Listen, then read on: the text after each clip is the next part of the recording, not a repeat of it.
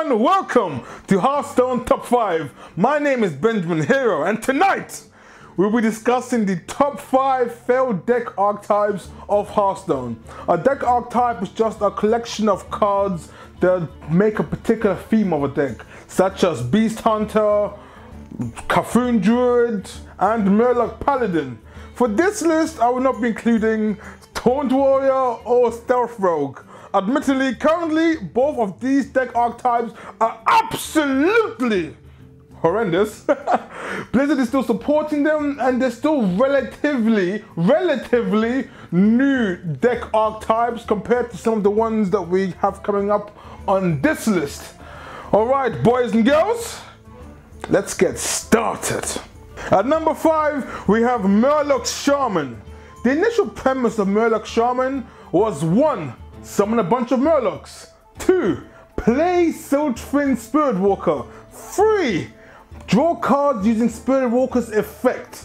4. Play Neptulon to finish the game. Witness the power of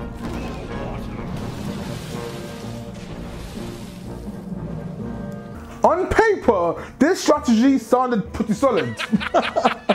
But the 2 Murloc cards came out during GVG. And when Goblins vs Gnomes came out, there was no space for anything but the top tier decks. We had decks like Mech Mage, Zulog, and Undertaker Hunter.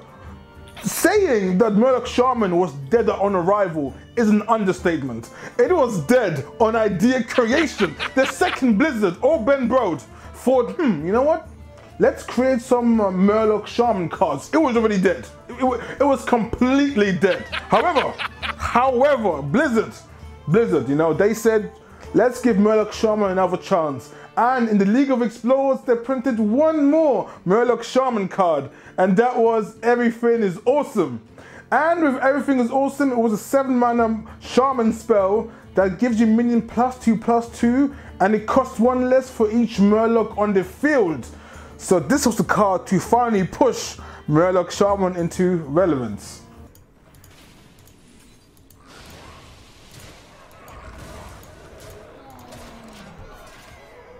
Everything was not awesome, and Murloc Shaman didn't even make a dent in the meta. During the League of Explorers, we had decks such as the original Perfect Curve Secret Paladin, Wombo Combo Pre-Nerf Druid, Oil Rogue, and Super Zulog. Come on, you can't. You just can't. So Blizzard decided to finally stop and giving Shamans Murloc support. But in the end, they still gave it to at least one last more Murloc. The Morgul the Oracle Hero Portrait. Blizzard has since decided to move the Murloc love to a different class, such as Warlock. Let's see if Warlock can do any better in the future with the Murlocs. At number 4, we have Dragon Paladin. Let's talk about the history of Dragon Paladin. During the Blackrock Mountain adventure, it was the first card expansion to actually release Dragon support cards. And Paladins and Priests were the only 2 classes to receive class-specific Dragon support cards. The Priest received Twilight Whelp, and Paladin obtained Dragon Consort.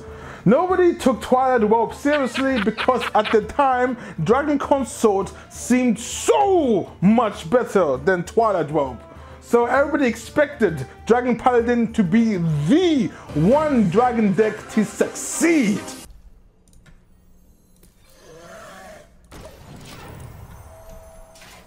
During Blackrock Mountain, Dragon Paladin did not succeed. It did not succeed at all. Dragon Warlock and Dragon Warrior worked. They worked during Blackrock Mountain, but not Dragon Paladin. And people thought, okay, just give it time, Eventually, once more Dragon support cards come out, Dragon Paladin will find its time to shine. Oh my gosh, after facing my own deck, I can't help but think, wow, that deck is really bad.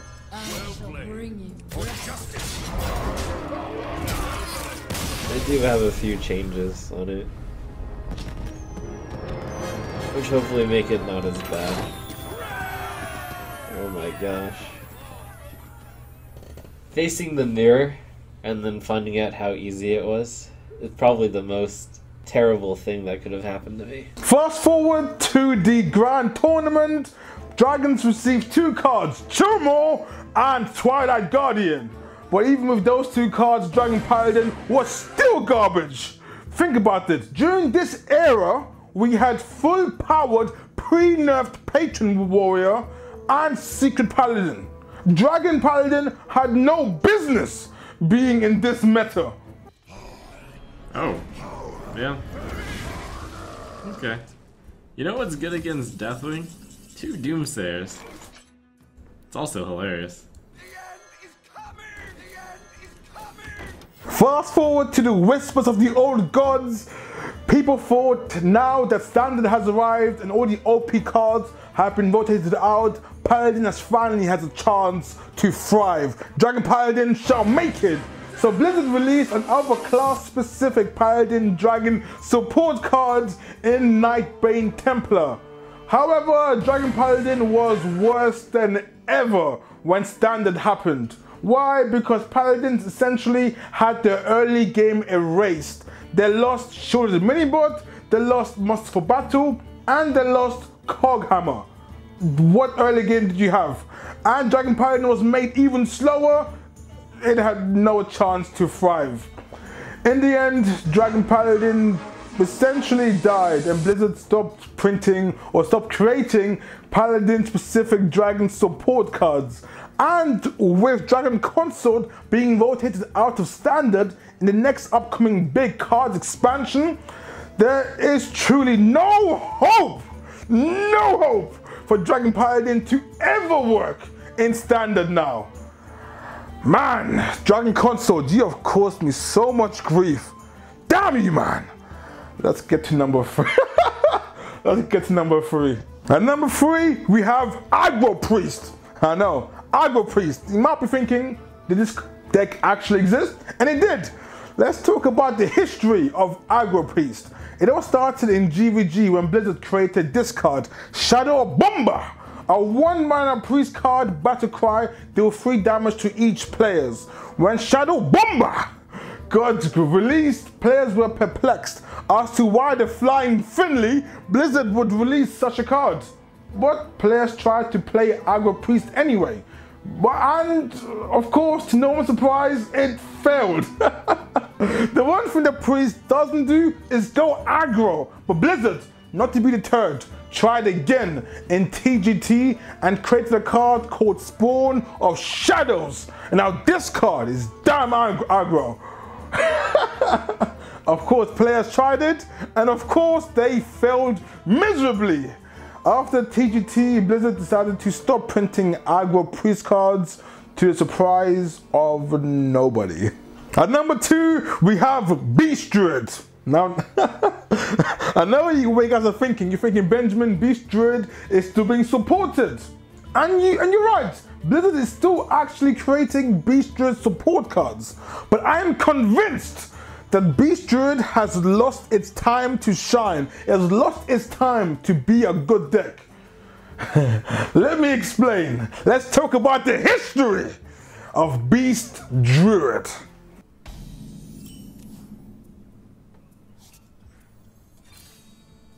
This hand is sure terrible. Beast Druid was the deck that was always never quite good enough. In TGT, when Beast Druid got the first proper Druid Beast support cards, it ranged from good to decent to terrible. And then in TGT, people thought, why would I play Beast Druid when I can just play pre-nerfed OP Wombo Combo Druid?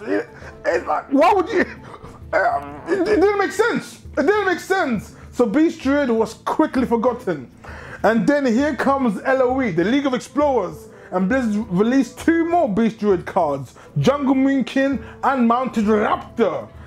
And the same question happened again. Why would I play Beast Druid when I can play double Wombo Combo OP pre-nerfed Force of Nature Savage War? Oh man, I'm gonna have a heart attack one day. Damn.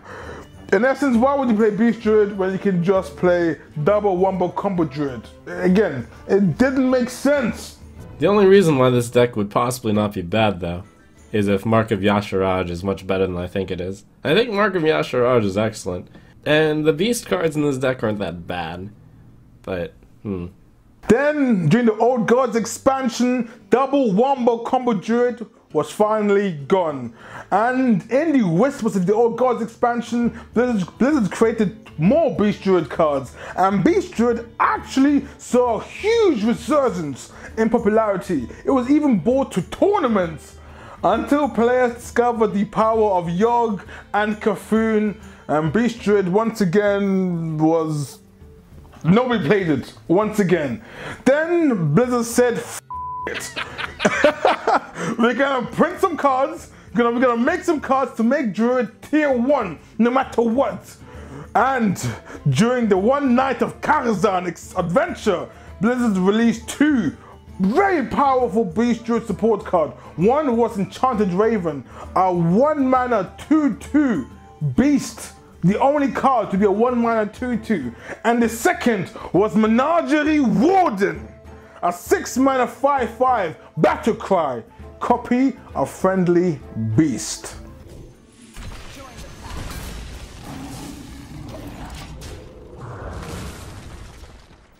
The expected power level of Menagerie Warden broke the Hearthstone community. People were up in arms as to how OP Druid would be with this card. Firebat, former Hearthstone World Champion, even made a video discussing how fun and interactive the card will be. The win conditions of the cards they're printing right now are just not interactive, a lot of them. Like, am I the only person that's upset that Menagerie Warden is a card? It blows my mind. How can you still play, how can you still say you're trying to make things interactive when you make an uninteractable 10-10 combo on turn 6? Just flare out the first tiger and kill it, is the suggestion from Twitch chat. Just flare out the tiger. It's as easy as that. Flare it out. Then Menagerie Warden was released and people exploded with sheer and utter disappointment at how underwhelming Menagerie Warden really was. Let me give you some perspective. During Karazhan, when these cards were released, it was pure Shaman Stone. And in Shaman Stones, mid-range Shaman didn't even play a 4-mana 7/7. They didn't even play a 4-mana 7/7. What hope did a 6-mana 5/5 have that requires multiple turns to set up for it to be maybe even a 6-mana 10/10? No hope. Absolutely no hope. Then in the mean streets of Gadgetzan, Blizzard created another Beast Druid card, but at this point, honestly, nobody cared anymore. If Menagerie Warden can't make Beast Druid work, nothing will. Unless they print our good old friend Dr. Beast and made him into a Druid card, then Beast Druid might be good enough. At number 1, we have the longest reigning failed archetype in the history of Hearthstone. This archetype failed since the inception of the game. We're talking about Control Hunter. Well fought. I concede. Some of you might be thinking, but Benjamin, Control Hunter was never an archetype to begin with. This is madness. Relax. Oh man, I said this word, let me explain, so many damn times, but let me explain. Blizzard's original design goal for the Hunter class was a more control-oriented class, where you use cards such as Deadly Shot, we use cards such as Multi-Shot and Explosive Shot to clear the board, and use single elimination cards such as Deadly Shot and Hunter's Mark to take down single targets. But as we all know, Control Hunter didn't quite pan out. Multi-Shot and Explosive Shot were absolutely slower than Blizzard's patch notes, essentially. Too slow and way too expensive. So you can't have a control class without board clears. Let's actually talk about what is necessary for a control deck to actually exist within the game of Hearthstone. I have like Hunter's Mark, And that's it. And this snake trap, which just does nothing. No, Pyroblast! No! Oh, that game was so epic. And this deck is so bad. Oh, man.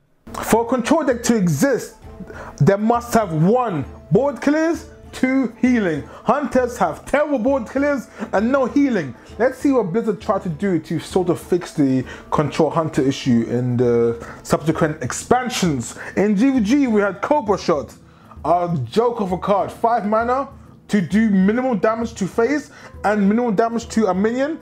Just compare this card to Jade Lightning and see how terrible Cobra Shot is. Steam Wheel Sniper, a card that I actually love and try to make work. But again, 2 drops that don't have an immediate effect don't work in this game. Look at cards such as Fallen Hero, a card which should be, in all intents and purposes, a good card, but it doesn't do anything when you play it immediately. It didn't work. Power Shot, a card I loved, a cheaper concentration that doesn't target phase. Again, wasn't powerful enough. Didn't target enough minions and didn't target phase. Acid Maw and Dread Scale. Dread Scale can be viewed more as an early game card, but they're meant to be used in combination to clear the board. Acid Maw was an abomination to a Hunter Legendary. Come on, Blizzard. No, at least give it more health. At least give it more health. It's a board clear, which, no. Explorer's Hat. I wanted the card to work, but again, it is too slow. It was meant to replace the Hunter's hero power, but again, way too slow. Infest, I actually use Infest in some of my more value Hunter decks, and it's a pretty good card, but it's so damn slow that it's not worth running. It will work maybe 1 in 10 times. Ball of Spiders, come on. 6 mana for 3 web spinners. It's way too slow to put in any Hunter deck. Yeah, this is control hunting in a nutshell. It can't work unless they get some healing or some extreme board clears. And this is why Control Hunter will forever sit comfortably at the top of Hearthstone's failed deck archetypes. Thank you for watching, and if you enjoyed it, please think about subscribing, since that will do a whole bunch to the channel.